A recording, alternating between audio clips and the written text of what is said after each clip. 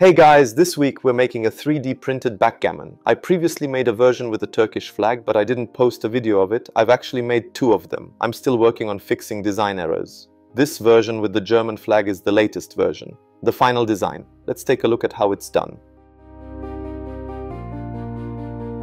Our adventure begins with SketchUp. I use the free version. Its capabilities are somewhat limited, but it usually gets the job done. And I create things fastest in this program. I already had these design files ready when I made the Turkish flag model of this backgammon board. I'll be using them again. We can imagine this backgammon board version in 4 parts. 2 backgammon sides. These are identical.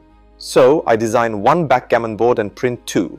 I also print 2 for the chest side. These are perfectly sized designs. If anyone wants to make this backgammon board, please leave a comment. I can share the 3MF files of the German version directly or the STL files of the blank backgammon board design. After creating our designs in SketchUp and exporting the STL files, we import them into our slicer program. I use Anycubic slicer next. However, programs like Orca or Bamboo Studio work similarly. In Slicer, I color the STL file in the colors of the German flag. I also add the eagle, Germany's symbol, to both sides. On the backgammon side, I use the eagle instead of the letter M and add the word Germany to add some movement. I send it to the 3D printer. For printing, I print 2 backgammon pieces and 2 chess pieces. The backgammon pieces took 5 hours to print instead of 2.5 hours, and the chess pieces took 6 hours to print instead of 3. So I printed all 4 pieces in 11 hours. I used 85 grams of filament for each backgammon piece and 100 grams for each chess piece.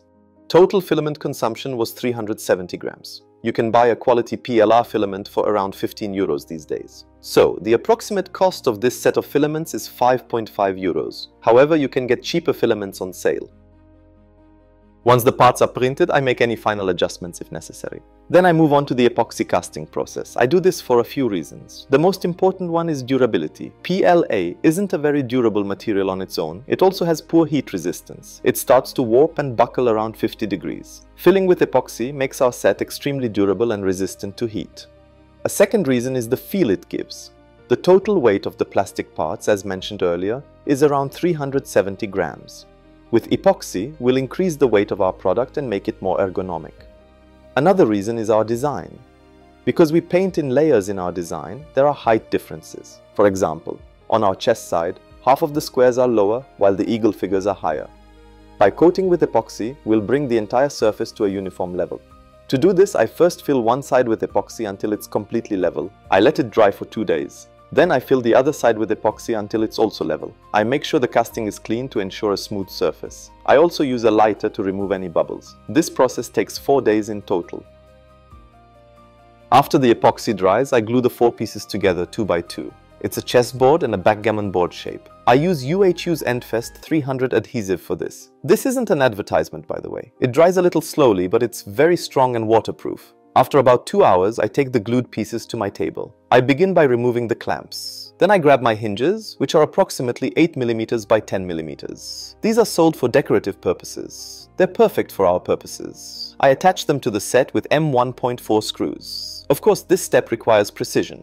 If we don't install the hinges properly, our chessboard won't close properly or will be crooked.